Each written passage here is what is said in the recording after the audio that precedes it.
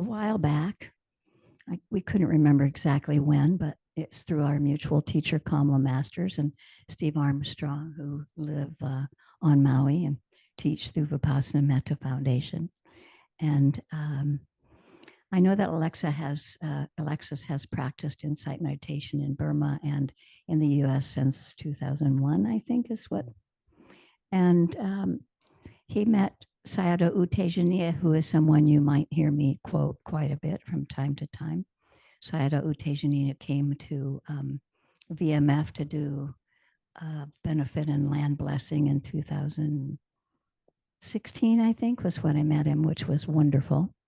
And so there are a few special folks who have managed to be trained by him or have been monks at certain times, and Alexis is one of them. And I know one thing that I find interesting, and I'm hoping that you might say a little bit about yourself before launching into other things, that having been a Harvard graduate like in 1995 and spending several years in medical school before you left that career to seek a different path, all of us who are on this path usually have an interesting storyline as to how we veered away from what might have been a different chosen way of life. So I know that Alexa has practiced in many meditative styles and the Thai forest tradition and with Ajahn Sumedho, and the Tibetan tradition with Yangyi Mingyur Rinpoche, and within the lay Western Insight community, he continues to learn and grow, and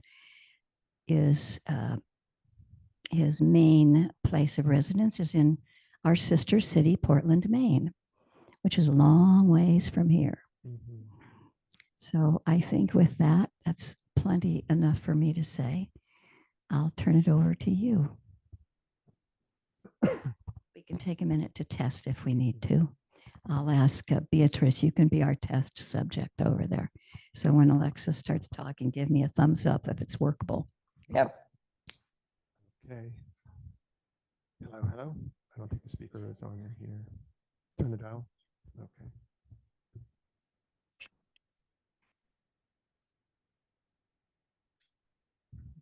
Okay. Hi. Hello. Okay. Can you guys hear me in there? In there? I'm so sorry you're stuck in the. I'll try and liberate you during this session. Hi, everyone.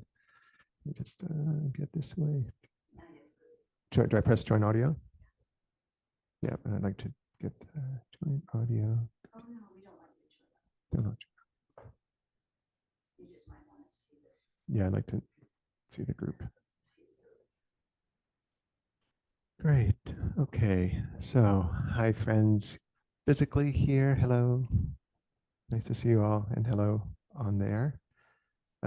Nice to see you.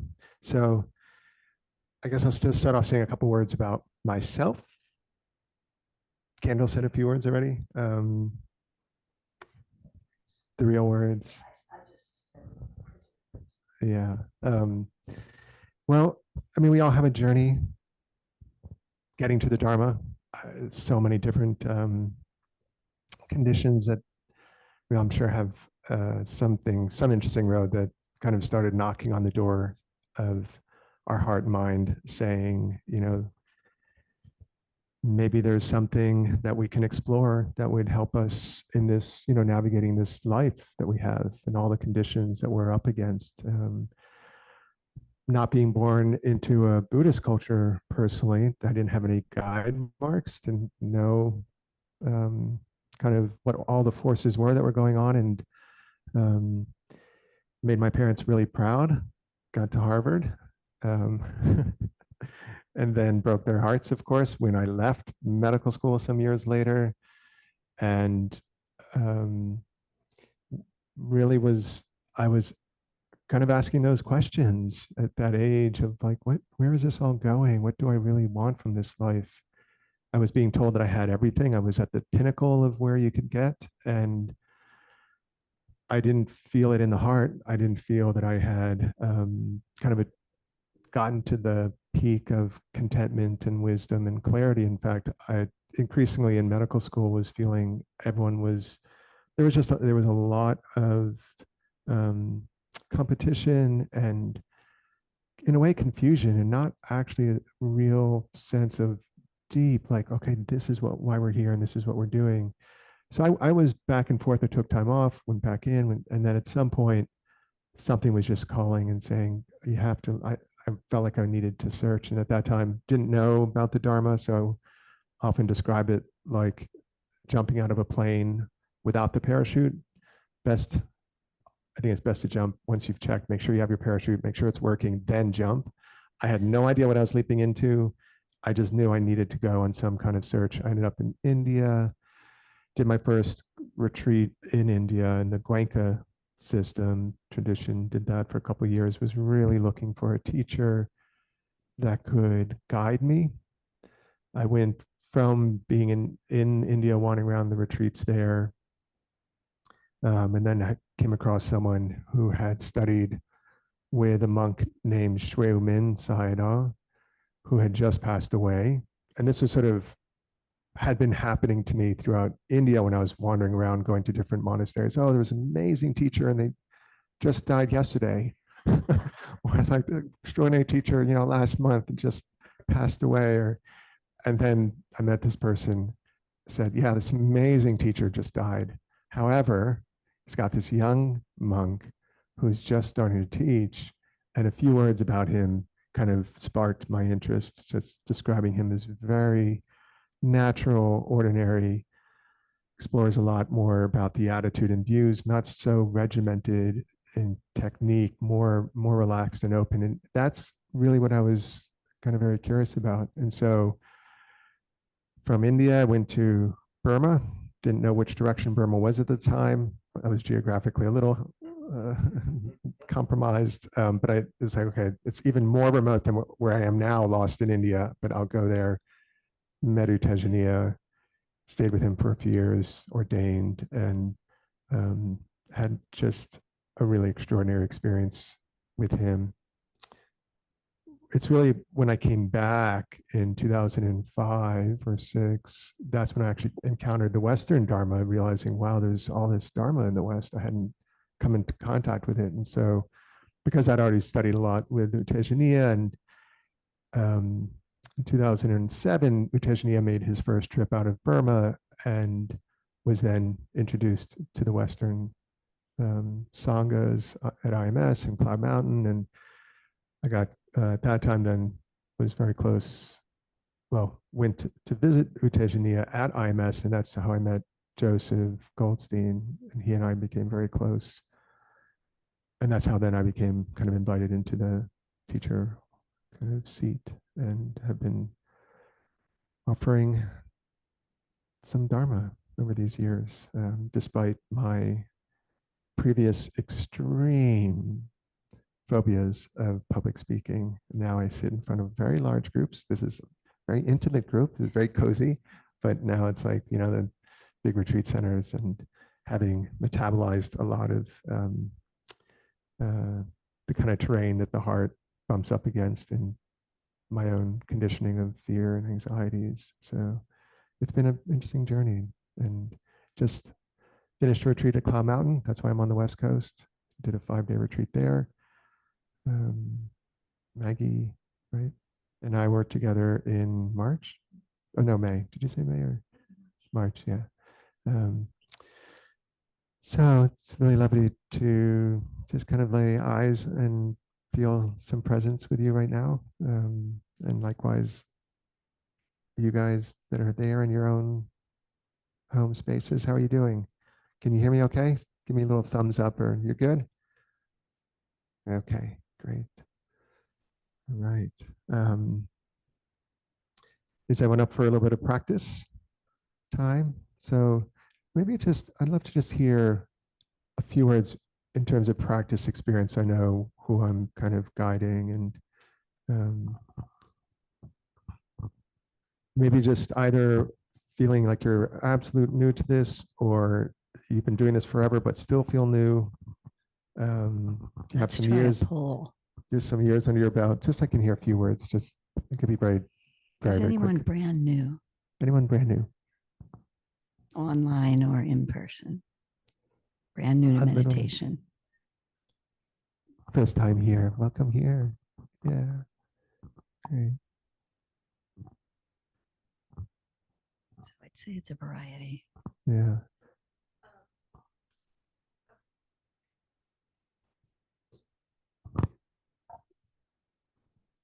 I'm Sina, she, her. My husband and I were in Okinawa, Japan, Mm. and exposed to Aikido. And Aikido has, Mm. a lot of Buddhist premise. And that started the questioning. And when we landed in Maui, was, I don't know if you guys know Hong Kong-ji. Reverend Tennis.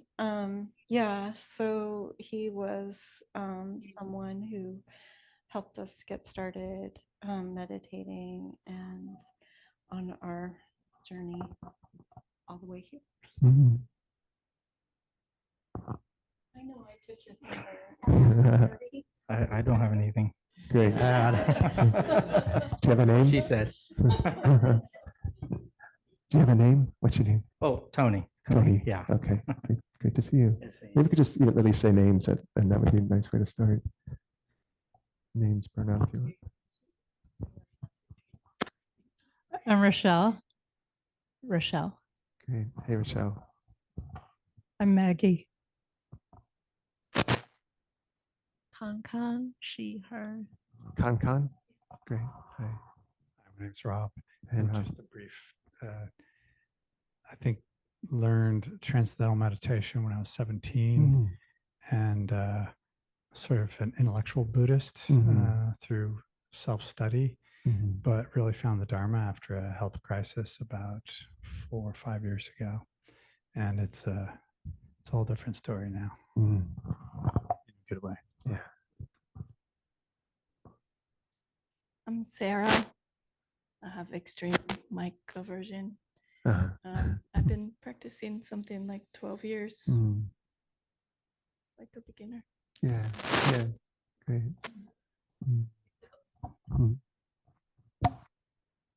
How about anyone online? Want to share a name or a little experience?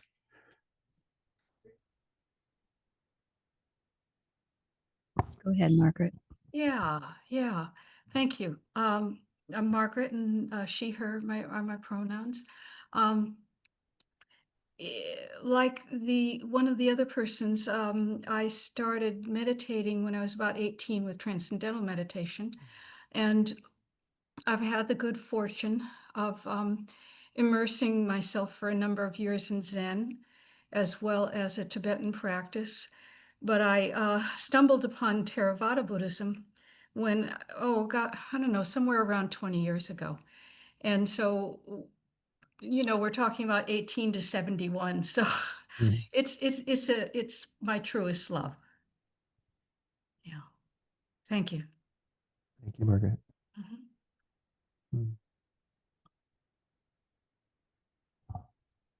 Anybody else want to introduce themselves? Comment or two? All right. William, I see you there and you're unmuted, but I assume that's only because I'll mute you now unless you want to say something. Okay. Oh, thanks for being with us.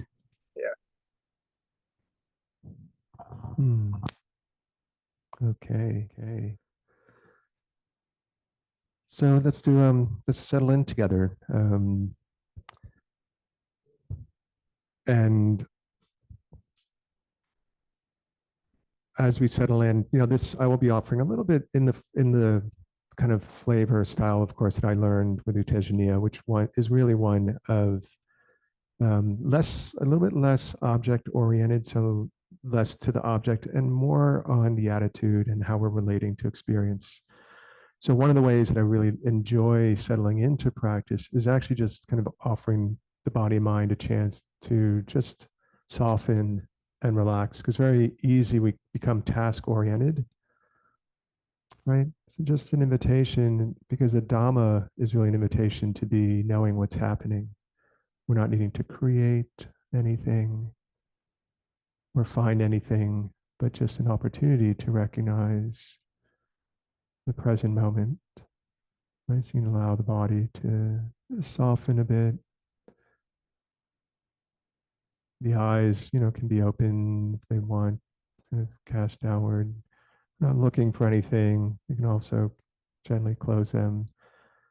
But really just this opportunity to allow this moment to be as it is, and then remembering where we are. There is a body right now sitting. It's so ordinary.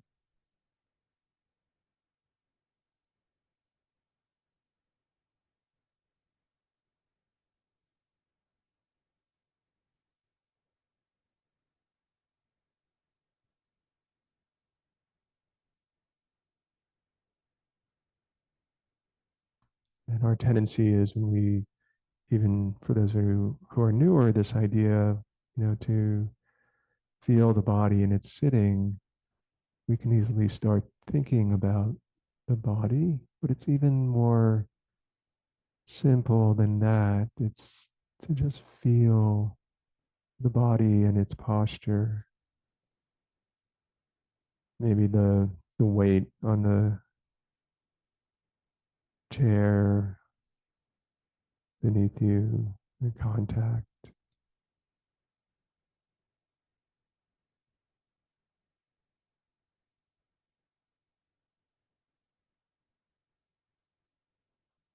Softening the hands. And even just that recognition that there are hands that can be felt.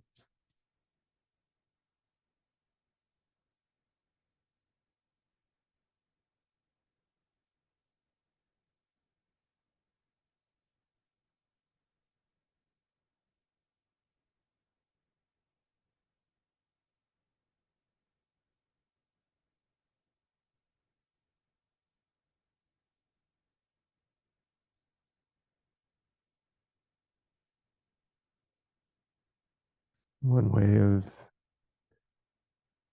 considering what practice is about is to really kind of understand that it is one of the most skillful ways of taking care of the present moment. And so for you, what is that right now? Is it to give yourself permission to not hold up the weight of the world, not having to be anyone, get anything right, but actually to return home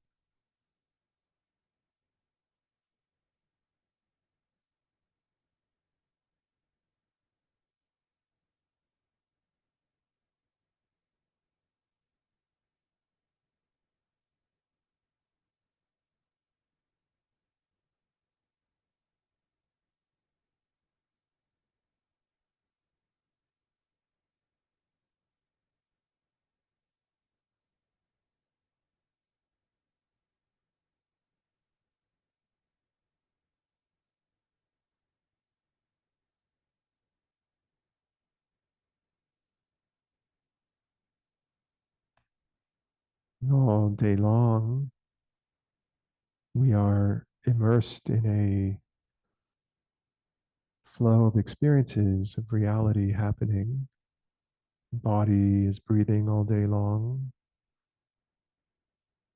When there are sounds, right? Hearing is happening. Sights are happening all day. And yet we don't tend to be awake as they happen, to be knowing in a very ordinary way, to be aware. And this opportunity, when we remember again this awakened awareness, and it's just this little clarity. The body is here, sensations in the body. Maybe inner chatter, commenting, stories in the mind. So now we're just beginning to notice what has been happening. And now in the present moment, is softening, resting. aware.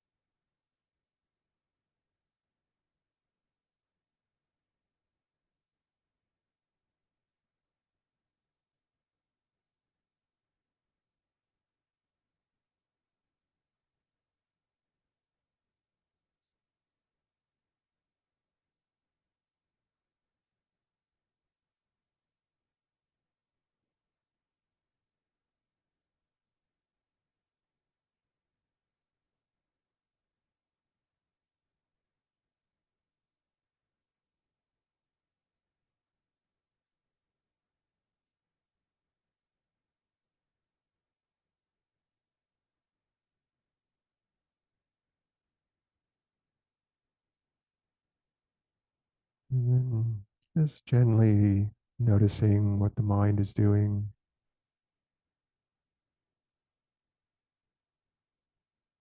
It's natural when we've spent a day filled with activities, mental energies running here and there. The sort of momentum of the mind and heart is one that is kind of like a spin wheel, a lot of energy. And we're not needing to stop what we discover, what we find. And it's more like this opportunity for a moment of awareness surfaces. Right? And what does it feel like? What does that feel like when there is some clarity and some knowing?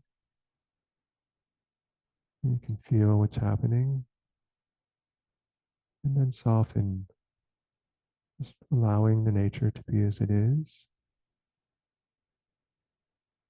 And there is a body that's breathing.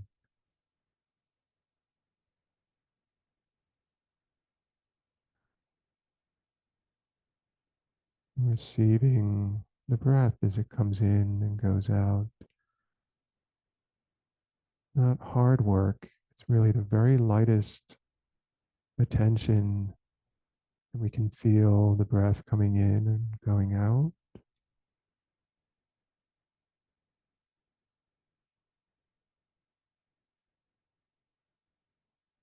Or maybe you can be aware of your feet on the ground or feet beneath you. Such ordinary experiences that we tend not to notice. And yet, this is how awareness gets developed.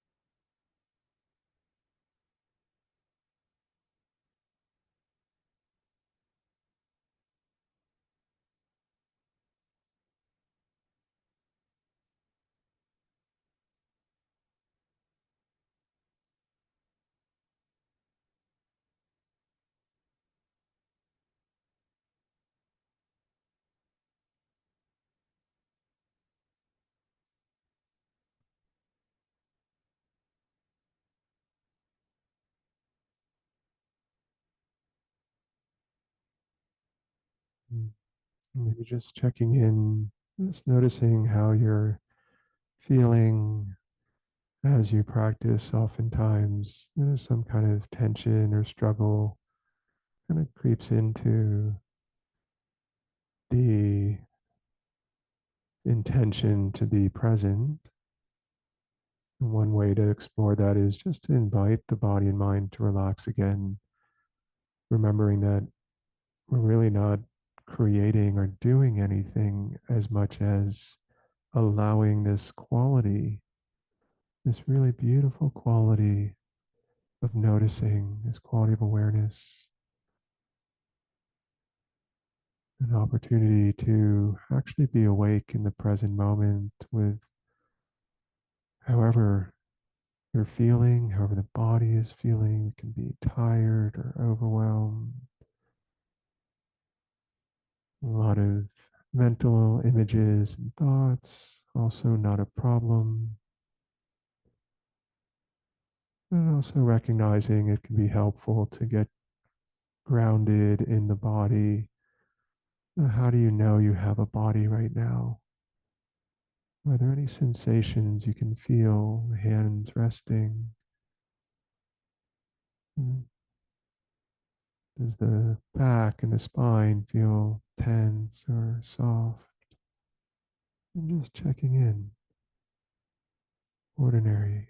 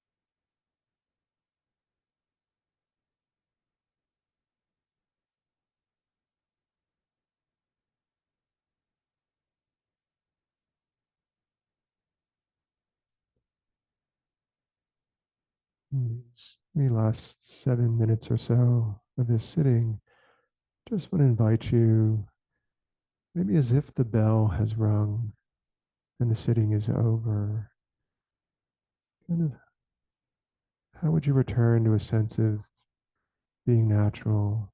So allowing our practice, the more natural it feels, the more available it can feel when we're not in a formal posture. Right? So just very naturally sitting. You can shift the spine if you want to loosen the body up. And noticing how even in being very natural, awareness is still available.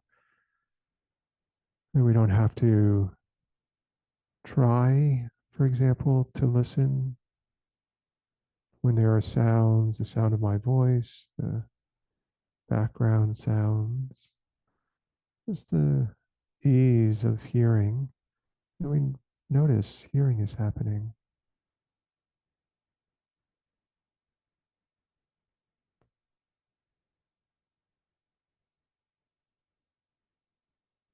And that understanding of how little effort it takes to be aware of something, aware of hearing, right? Aware of the hands again. Just noticing just by hearing the word hands. Maybe you can feel the hands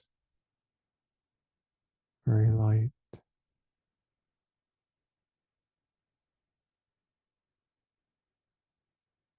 and awake.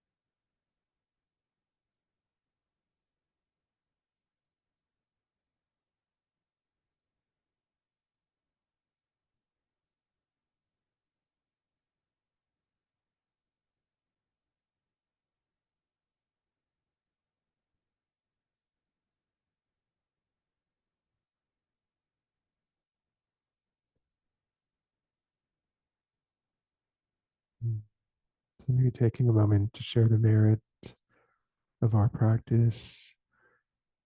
So may the wholesome energies of our time together, may this be shared freely with all beings. May all beings be safe and at ease.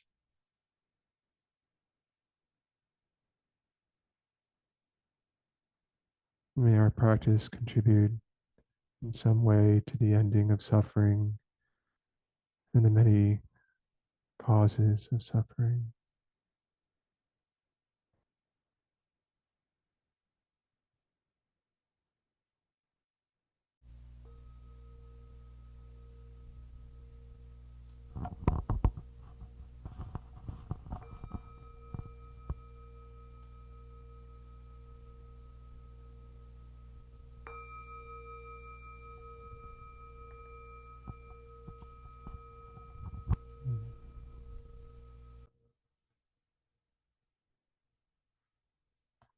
So thank you everyone for your practice, for your effort. So, anyone tired? No? Wake? Anyone tired over there? In there?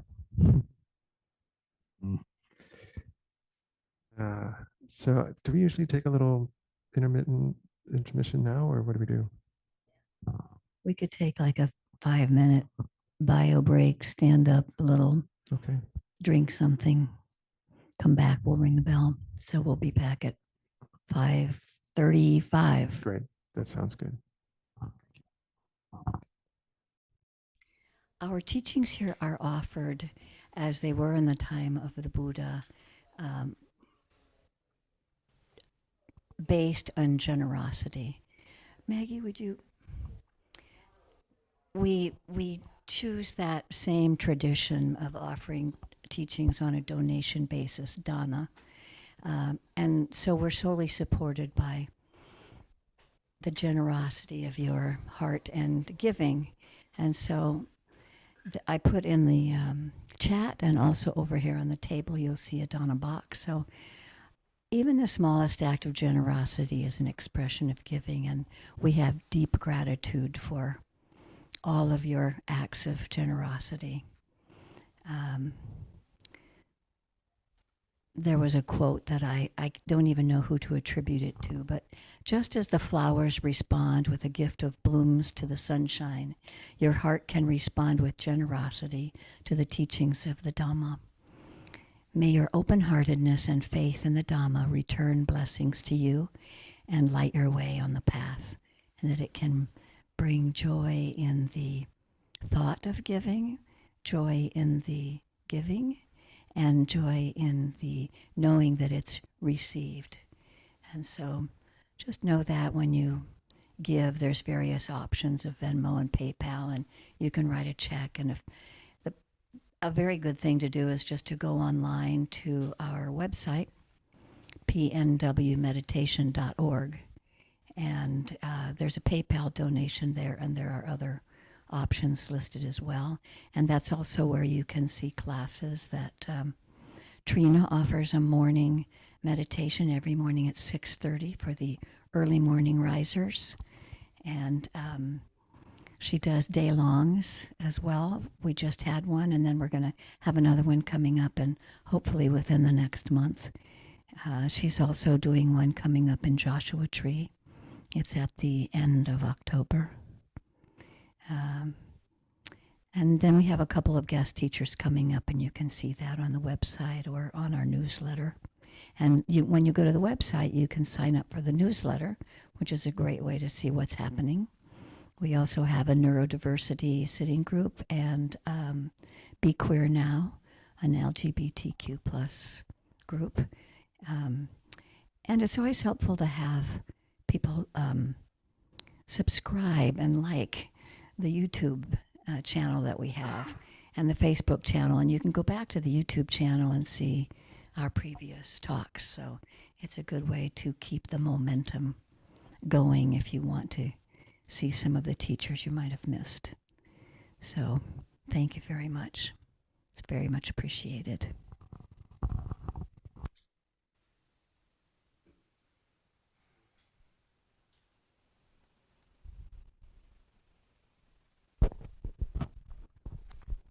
Okay.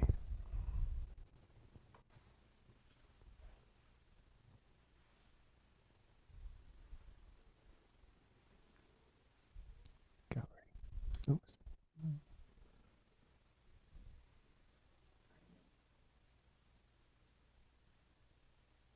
Yes.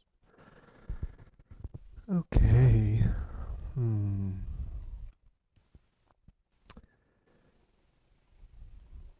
So, I could just start talking. Maggie has sat with me, so the way I offer the Dharma is one of kind of discovering what wants to emerge, and I just speak from that. However, this is such a small group that I would also love to speak to what is alive in your own heart and mind, your own practice, or any curiosity. So if there are any seeds that would want to come out, like seeding the space, anything you'd like to, topics that you just want to discuss or reflect on, or things that are in your own practice, I'd love to kind of see what's in the field.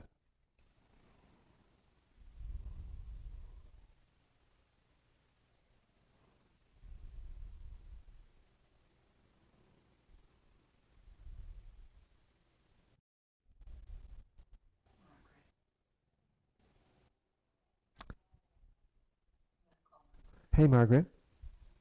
Yeah. Hi. Hi. Yeah. I was just curious. I practice a lot on my own, by myself, and I'm really okay with that. Yeah. Although it's lovely, the vibratory experience when you're in a group is very nice too. But most of what I do is on my own. Now, I had another question for you, but it floated out of my ear.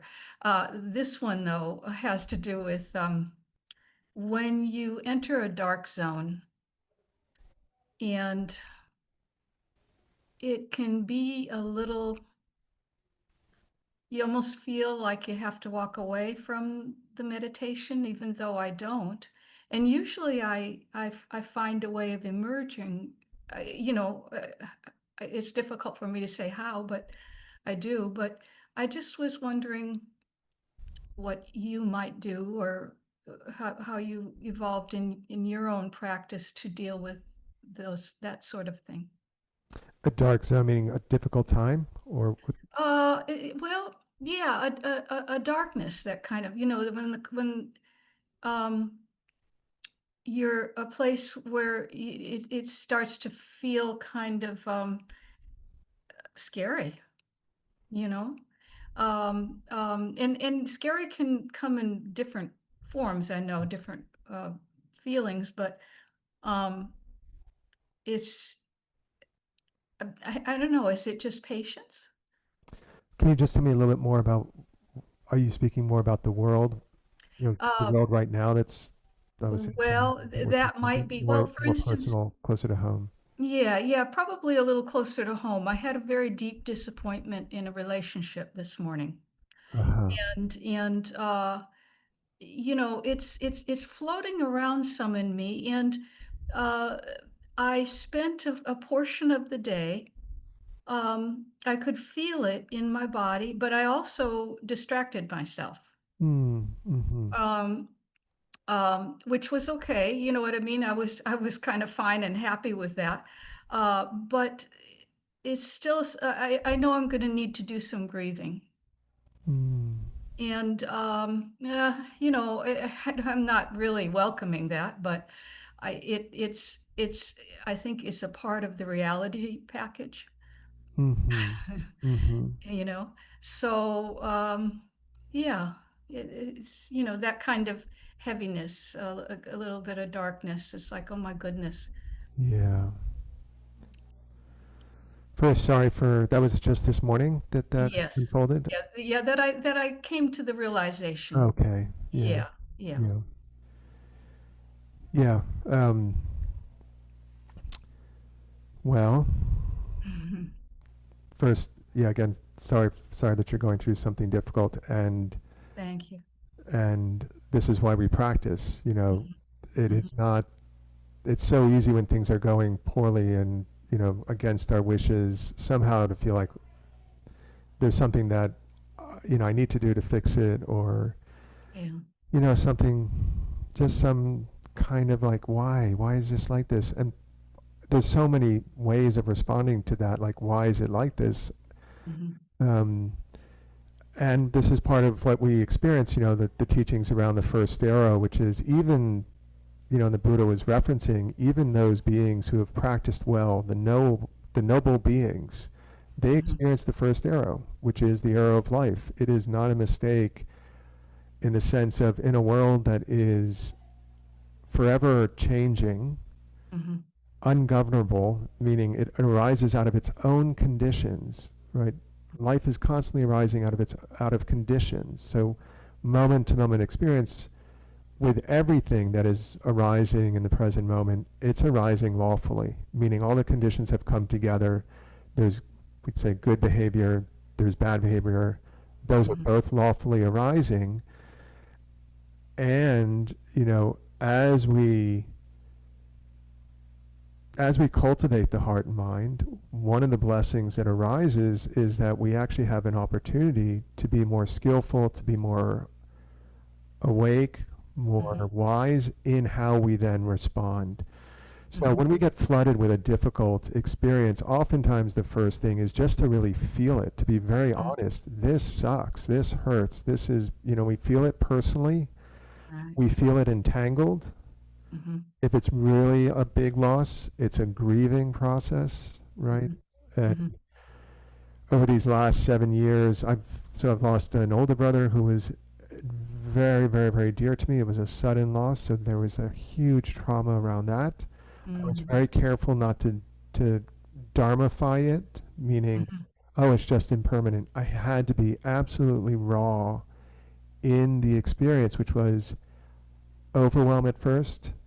I even had a hatred, a little bit, not hatred, but I had aversion to the Dhamma. The aversion was to the truth of impermanence. Yes. And that was just honest. It was like, I don't want this to be impermanent. I don't want that. I don't want that everything, in my mind that was just reeling. Inside, the mind was awake. Because the momentum of awareness for me is on, I just I let all the things happen because that is very honest. Yeah. Not bypassing, very honest. Then, as we're with these difficult experiences, we begin to be able to have a little bit more comfort with the energy of what has happened, the anger, the grief, the aversion, right? We're very honest now. That relationship to what's happening, right? Because so often we're like, oh, I should be more understanding. I should be more, spacious. I'm the meditator, and I'm the Dharma teacher. How can I? Like a relationship of 16 years ended a couple years ago. And again, that was an enormous, enormous upheaval and change for me. Went through a lot. So life happens. Even it shouldn't happen to a Dharma teacher, right? Like, come on, like I'm doing everything right. And so it's like, but it happens. This is life. Yeah. Conditions Every change. once in a while I say to myself, I know better. Right. But you're right. It happens. It happens. And our practice increasingly actually allows us to be with the grief, to be with the aversion, the anger, the betrayal, the whatever is going on. Yeah. We're with it at first, in a way that often is flooded. So that's like, we're just getting kind of, overwhelmed by it. But then over time, we're able to feel our reactivity that's there, the energies, the emotions, but we're feeling those entangled. We're taking it personally. It's still a personal journey in terms of metabolizing those energies that are there. We Right. begin to step back and be able to feel. And this is when now wise views can begin to Mhm. come in. Mhm. Someone does or says something. Why do they do or say something? Why does anyone do what they do or say what they say?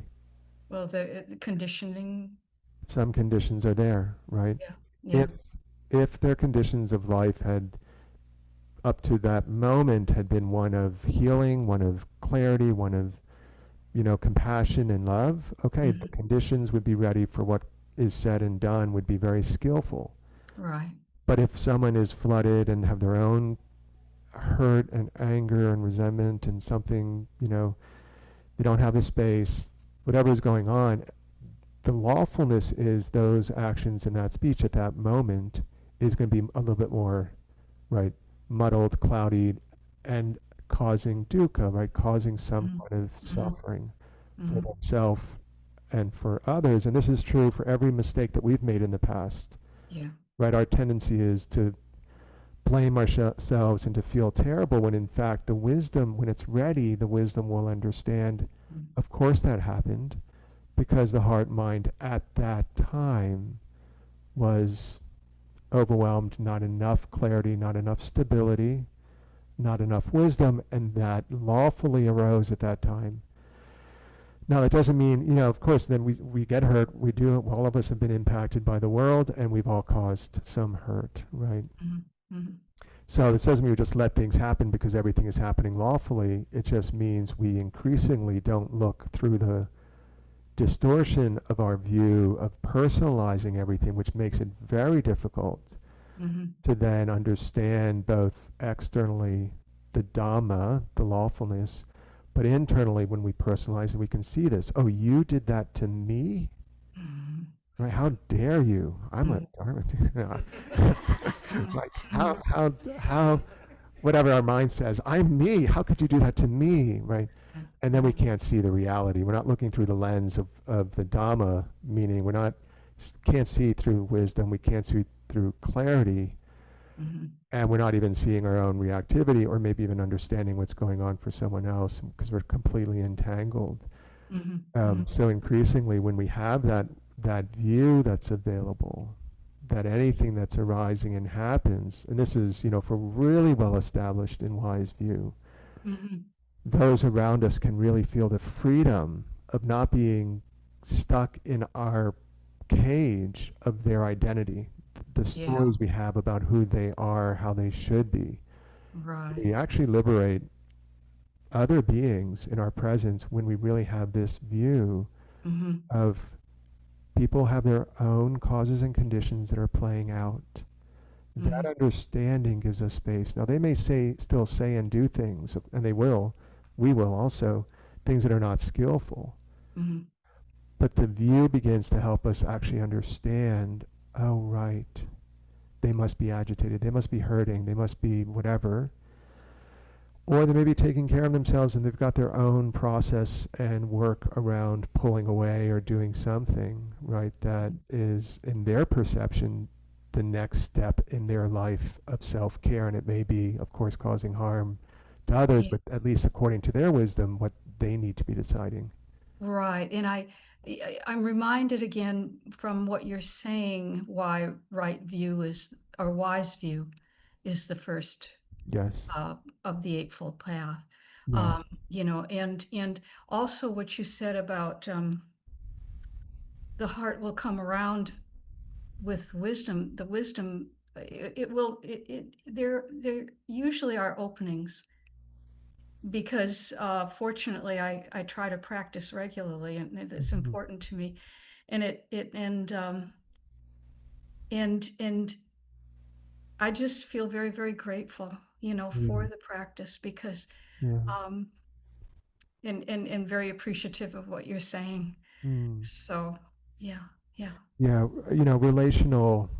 Relational processes and dynamics are, this is advanced practice. It's like the really PhD of our practice is what happens with other beings, because so much of our conditioning has been formed by our relational dynamics, attachment styles, and wounds. And, Yeah. you know, internally we come in, we try and watch our breath. That's difficult enough, like just trying to be aware of moment to moment experience.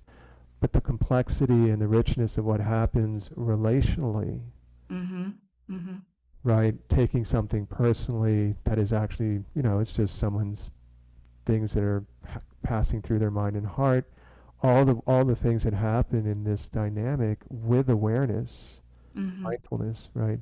When Mhm. we're present, now we can see how we tend to respond. You know, a simple glance from someone that's a little bit less, you know, open and friendly can ricochet through the heart mind.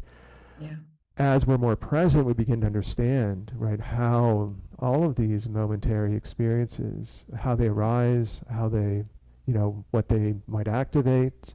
We get more comfortable returning people to their nature, allowing someone to have their own nature. It belongs to them.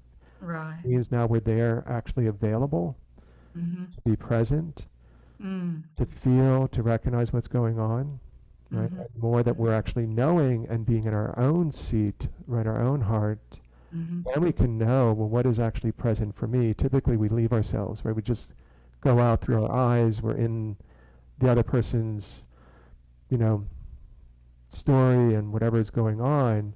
And Mhm. our whole system is reacting and we've got our own things. And then it's like, you know, two people in a way have left themselves and in each other's business. And what is it like to really actually invite in a knowing so that you're there, knowing Yeah. what your feelings are, knowing what the mind is saying. And Yeah. that is like one of the most beautiful gifts Mm-hmm. we can offer each other as we move through life, is this sense of being awake.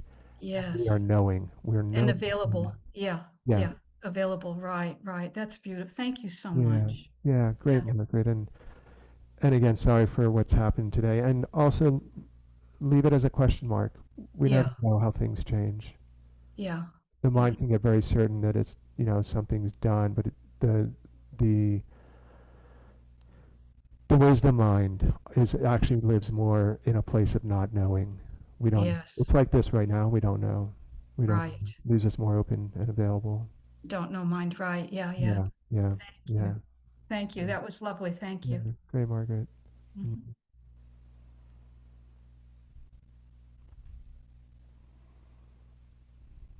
Mm.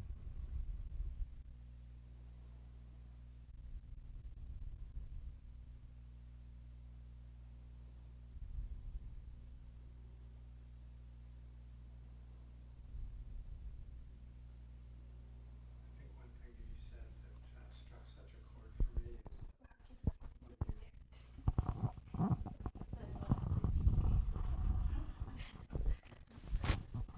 This is for the online folks, I guess.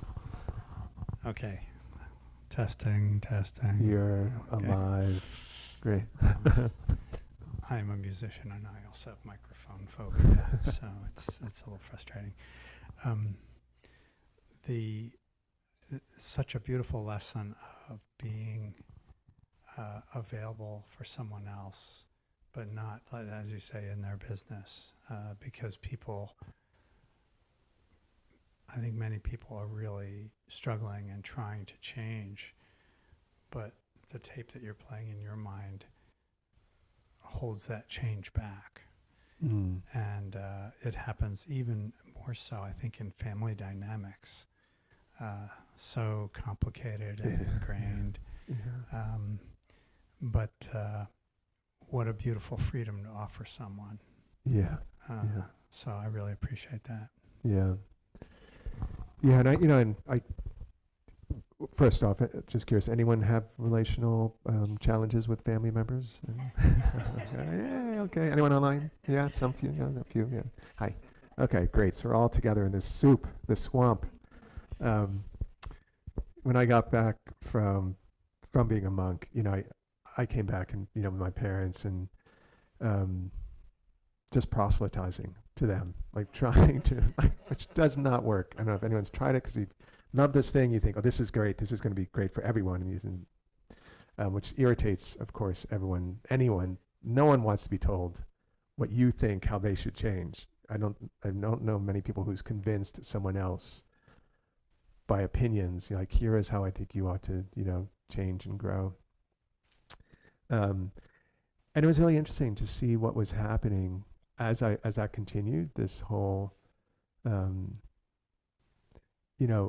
how to be relationally with, at first, parents. And there's a reason why that's the hardest place is the folks that are closest to us, because we tend to have the most views, the most ideas, the most like, you should be, right? Because that's the self view. The self view gets activated when we're in the most familiar places. Self, which creates clinging, creates aversion. Very difficult to actually look at others through the lens of they are also an unfolding process of nature. So the more familiar someone becomes, the more assumptions we begin to have. I know you, this is what your motivations are, here's, let me tell you what you should do, and all that. Very difficult to actually be in the presence of those that are very familiar with this quality of heart that actually allows others to be as they are, because those that are in our immediate orbit have a lot of impact on us, and they may have been our primary caregivers, or they're our most deep attachments now. And so there's this easy process of like just wanting it. If you would just change a little bit this way, then I'm sure I'd be a lot happier. Oh, no, now that you just change this way. And constantly, the people that we are closest to, it's, it's one day they're the most amazing person. It's like, oh, you're really wonderful. And then they change. Like, it's like somehow the wonderful person has now become a terrible person. And then they're wonderful, then they're terrible. I'm like, well, what is a person? And it's like our perceptions are clearly shifting and changing all the time. And so I just find it so rich to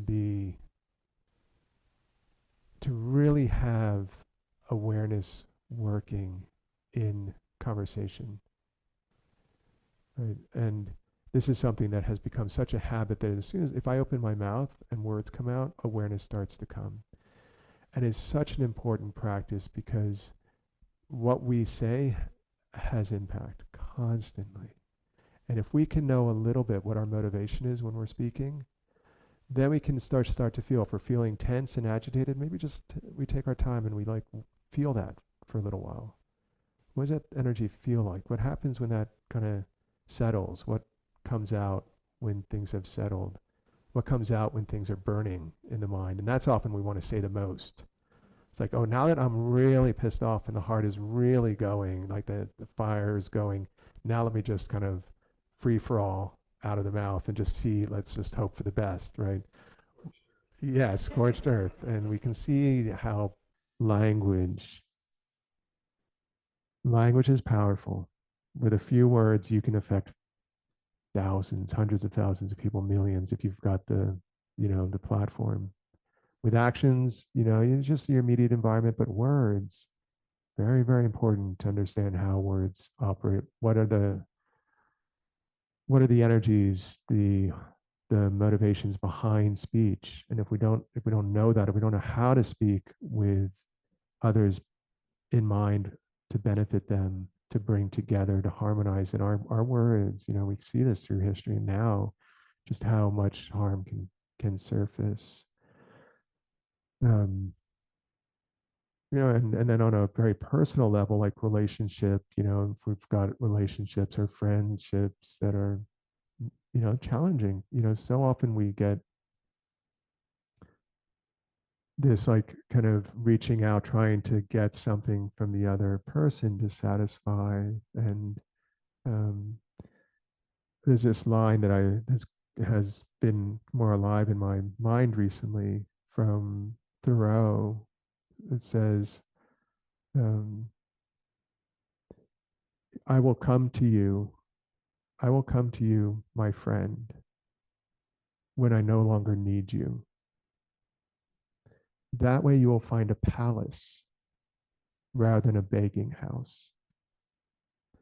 So just imagine, like, when because it can feel at first like, well, I don't need you. It's like, oh, but actually what it's saying is, I will come to you when there is actually a sense of being able to be with my own heart and mind, knowing my own wants, my own fears, my own needs, being awake to the internal dimension, and bringing that, then that sense of fullness. And this is difficult to do, right? But when we can bring that sense of fullness into being with others, with our, family members, with children, with friends, with whomever, what richness.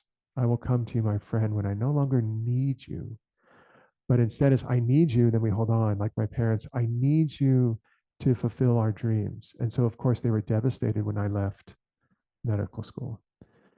And then, of course, both my brothers left their career paths. And so all three of us were in India wandering around. It was like, oh, so sorry, mom and dad. I know this is excruciating. I know, but we are doing something really worthwhile. You'll see later on. You'll see if we don't know what we're doing, but this is important, right?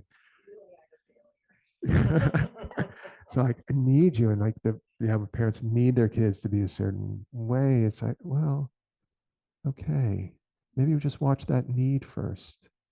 What happens when that need is a little bit quieter? What kind of space is opened up? What kind of listening and resonance can we do? Can't resonate in the heart mind that is demanding something, needing something from the other. But when we're actually at home in our own process and present, an incredible resonance, like as a musician with strings vibrating, right? Like even talking in a room, I think can vibrate strings like this. And imagine how sensitive our heart and mind are, the kind of resonances we can feel if we're there and present, right? If we are completely in a drama and in our story and contracted and feeling afflicted, okay, can't quite, but what we can resonate with is what's going on here. And that's a beautiful gift to be offering, is when we know we're stuck and hurting in something, just to be hanging out with that. That's the path. That's onward leading, right? That leads onward to more awakening, to more knowing, to understanding how these afflictive energies play out, how they do bind us into something, what happens when they diminish a bit, what that opens us up to. So relational, just this idea of relational exploration, of bringing awareness into conversations. Wow, is so rich, so much to learn, because we've got so many patterns that get triggered, right? And identity patterns that get triggered. And we just have to be present enough to feel that, to feel the vulnerability of it, right? To feel the contractions when that happened, to feel the spaciousness, the kindness, the love, the joy that can be there too, right? The whole all of it. Right? Yeah. Yeah.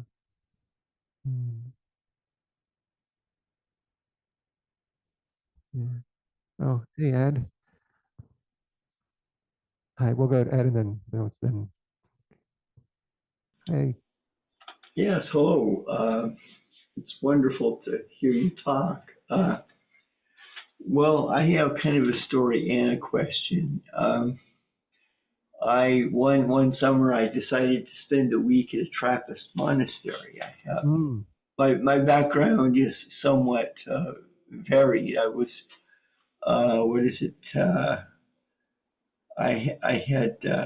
I had been a Christian contemplative for a while, a Catholic contemplative. But yes. I no longer do that. But anyway, the brothers decided to go pick apples. There was a priest and a brother. We all got in a rusty old pickup truck. We drove across the road with a ladder. Oh, yeah, just missing the last bit. Your brothers decided to go pick apples. Is that what you said? Well, no, there was a couple brothers. Can you hear me okay? Pretty well, but I just missed the last bit. Oh, okay. Well, a couple brothers decided to pick apples to make hard cider. What is it? They said, well, you're coming with us. Okay. And so I got in the pickup truck with a priest and a brother. We drove across the road in a rusty old pickup truck with this humongous ladder. and they said they put the ladder against the tree, and they said, pick apples. We'll be back in, I think we'll be back in 3 hours. Okay. So they drove off, and I got up in the tree, and all of a sudden bees started to come up from the ground, and oh no, I can't do this. And it was a hot day, and I was hungry, and anyway, I decided, well, no, I've had enough of this. So I went down the ladder, and I sat by the tree. And they came back 3 hours later. There were no apples. And the priest goes, you are one of the laziest human beings I have ever seen. Was that a compliment? What? Is that a compliment? No, not really. Not in the Trappist order. Anyway, so, but no, they didn't really like me. Oh. But the whole thing of the story is that, you know,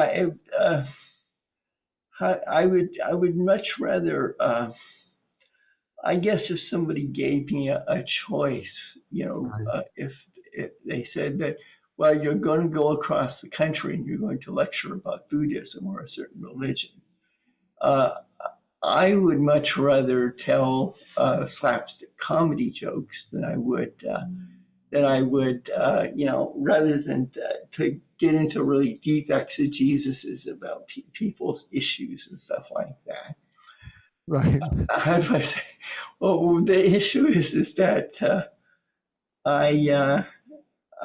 I'm distracted by things like, you know, I have a natural resistance against when people start to talk about issues that are difficult. I sort of go, oh, okay, I'll go somewhere else, you know. And, right. But the whole 9 yards is that, you know, I'm.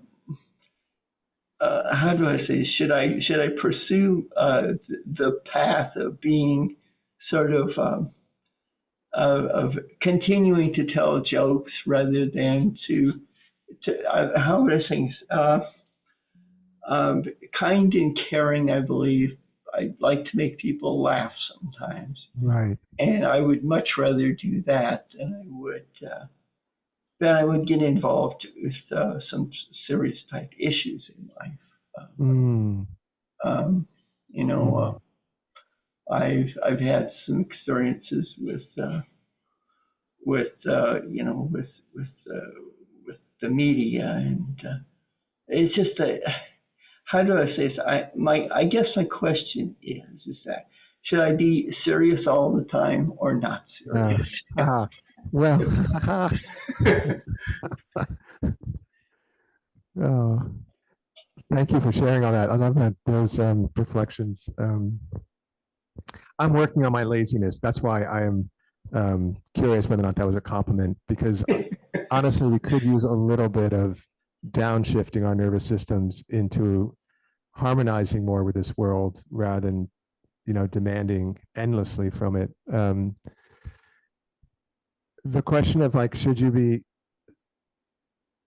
having fun or, you know, the joy, you know, and I also sense there's something very serious in that question, a deep care. You know, there's obviously no way I can give you what the answer is in terms of how to go about, how do we respond.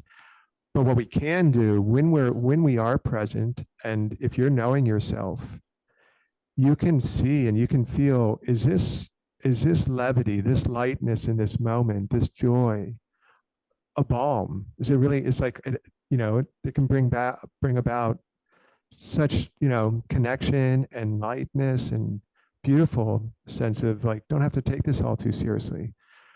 But sometimes our joy, our like making fun and trying to make others laugh, is because there's a little bit of discomfort in our own process. And what we're really doing is trying to get out of that. And we're trying to then, I feel a little bit uncomfortable, so let me just make a joke. That's fine. But I would say also be aware of that tendency. Are we just making light because we actually feel a little trembling with staying with the discomfort? And you might just hang out with that slight bit of discomfort that's there, maybe a relational discomfort, maybe something. But this is oftentimes where we begin to actually feel something that may be a little bit different in connection with others, that there may be a vulnerability that can't come out if everything is just being joked about. And at the same time, the fluidity of our emotional responses can go from joy to then vulnerability to openness, right? When we're comfortable with the range of emotions. But when we're uncomfortable with certain emotions, we always have to do something to get around that or to get out of it. Right. And that then almost like reduces our life down to, I'm just going to stay in this groove to get around this emotion. I don't want to feel that emotion, so I have to avoid that person. And here's this situation I got to. So what happens is, yes, we're kind of making life safer for us, which is fine for a while, but we also begin to notice it contracts down. We got to eliminate certain people, get rid of certain situations, not look here, just stay narrow. There is a role for that. There is a place for that in terms of building up our sense of safety. But the most safe thing over time is the capacity of the heart and mind to be with the range of experiences. And that also means emotional arisings in the heart and mind. So just to say, you would need to kind of be checking in and seeing, is it always a kind of in the appropriate response to be joking around, or maybe there is something, even a closer connection could arise if I just stay with some of the turbulence that's going on in the heart, watch that, and that might actually invite in a deeper connection, right? Because part of the joy is wanting connection, but sometimes there's other avenues that open that door up. It's investigating what's there rather than assuming what. Yeah, listening to what's there versus assuming. Yes, exactly. Yeah. Answered my question. I'm sorry. That answered my question. Yeah, beautiful. And last thing I'll say, this is something that with U Tejaniya, he worked with me a lot, is our tendency is when we're with others is to leave ourselves. We're looking at them, we're in the drama of them. Really to begin to have this sense of 50-50 at the very least. 50% knowing yourself. I find over time it's almost 100%. And it's not because we're ignoring the other person. It's just we already can hear them. We know what's going on. And if we can be aware of our own heart and mind, that's also where we know someone else. When we're aware of ourselves, we know what we're hearing, we know what we're seeing, and then we know all of the reactions that are going on. And when we're aware of that, then we can learn. There's so much to learn and see. The distortions of our perceptions, our views, our assumptions, what we're wanting, what we're demanding, all of that activity, right, feeds into our wisdom just by being present. And then we keep every time as an iteration. Every time we're with someone, another learning, another learning, another learning, awareness growing, right? Awareness doesn't happen just eyes closed. As you know, it's like right now we're talking. So there should be some awareness with you in your body, you're sitting, right? And that's what I'm doing. So then that way I can actually be here awake with you. Okay, my friends. Why don't we do, and we'll just touch into this. Yeah, I think we'll just, and then we'll. Thanks, Ed. Hey, I think so. Tap the top.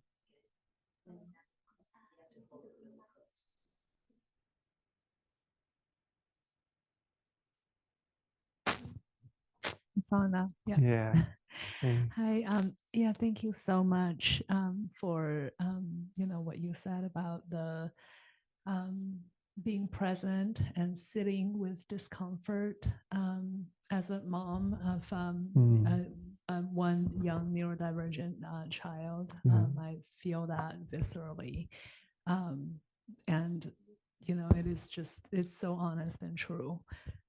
My question, or I guess is sort of a general question.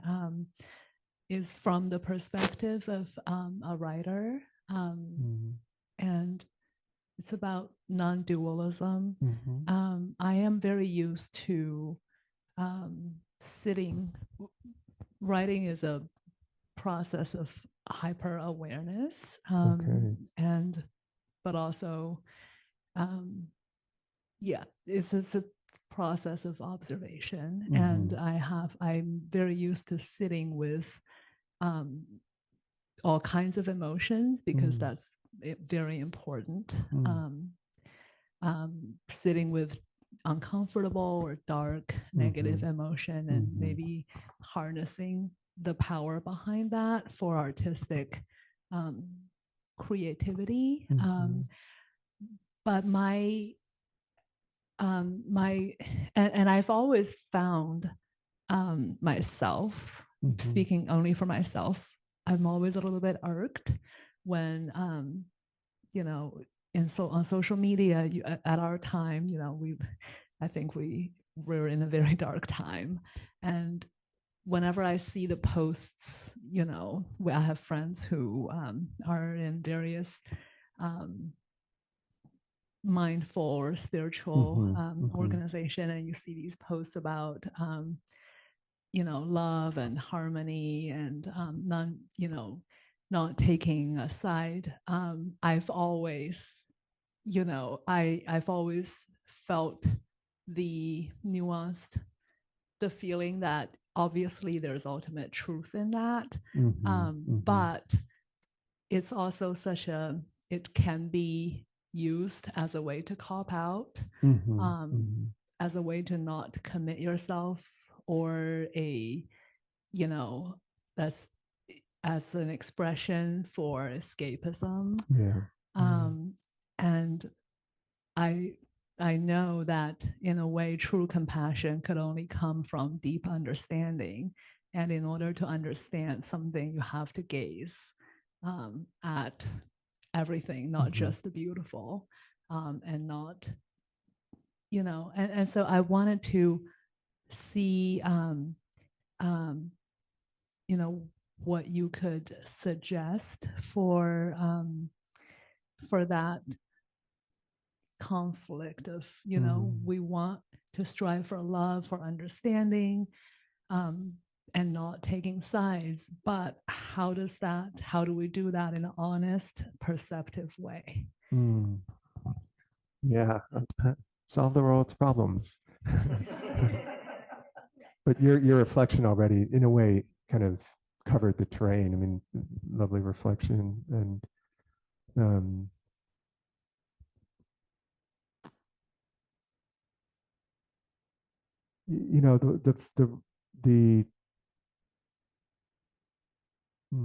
the domain of wise action that the Buddha talked about covered a lot.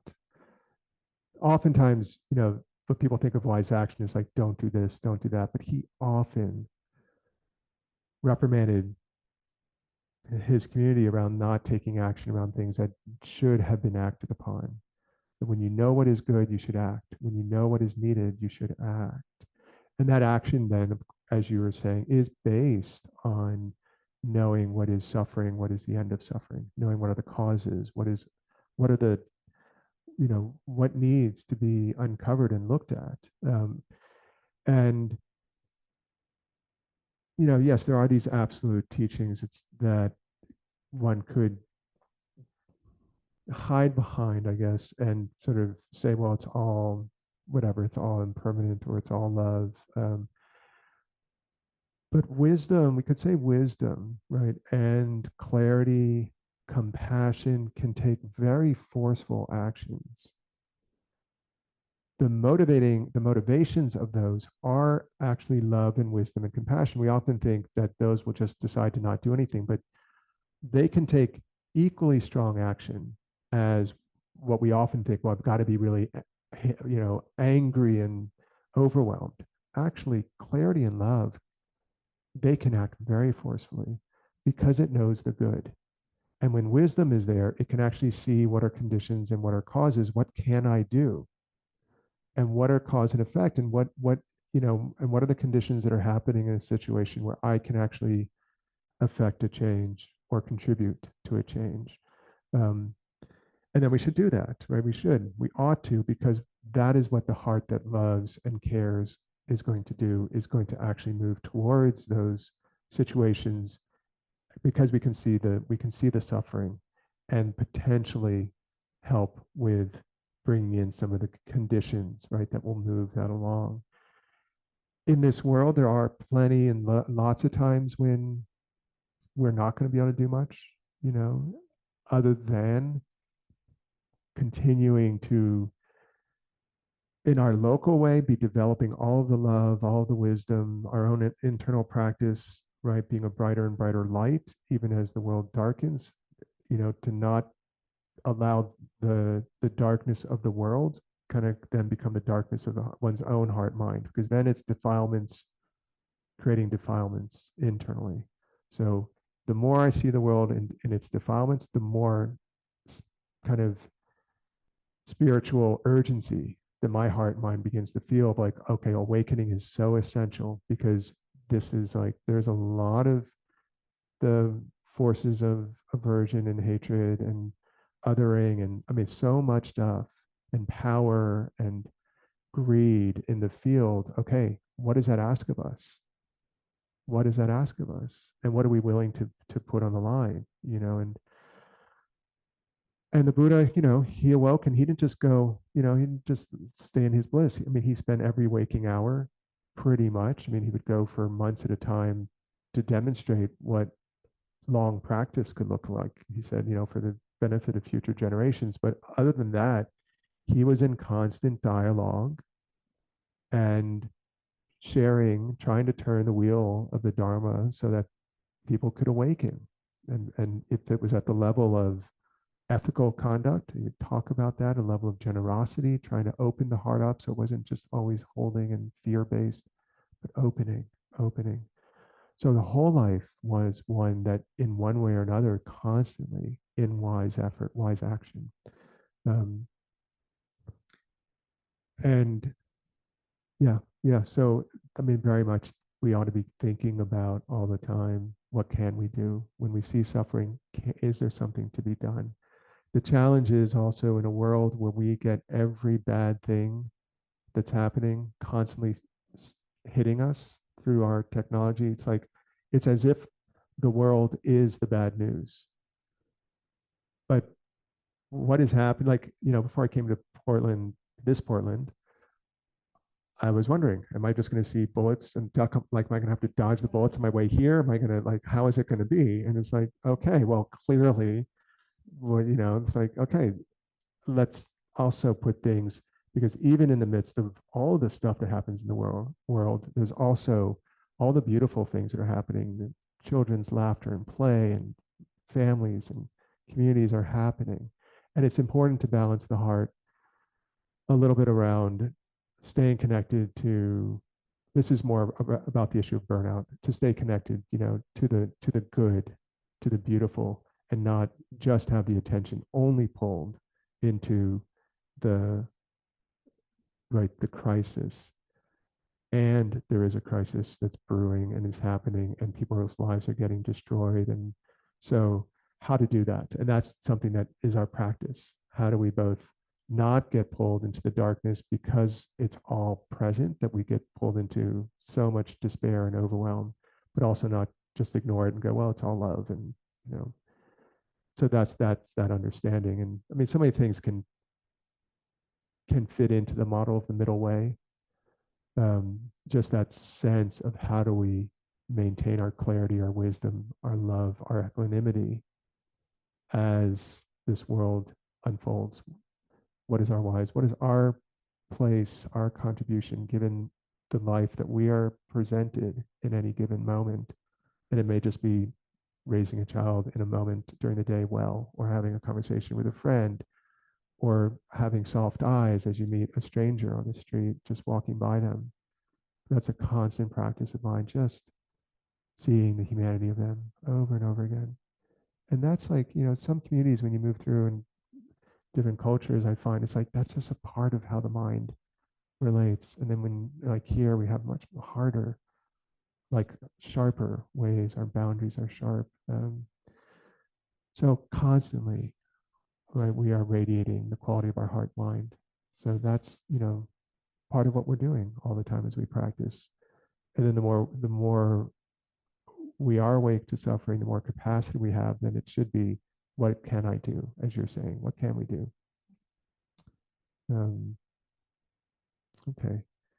It can be, I feel like I'm just scratching the surface, but yeah, thank you. And yeah, okay. Thank you. All right, everyone. Thank you for your practice this evening, for being part of a community that really cares about life and the heart and mind and what we're up to. So having friends on the path is absolutely essential. The more I've kind of gone along and getting, years into the Dharma, the more I really understand why the Buddha made Sangha one of the triple gems. Just so essential. Just that sense of being able to be together, shared general sense of shared intentions to awaken, to develop the heart mind. And it just keeps that next step going. And a whole life is made up of those steps, right? So, okay, be well on your journeys. Thank you so much. Thanks, everyone. Good to see you all.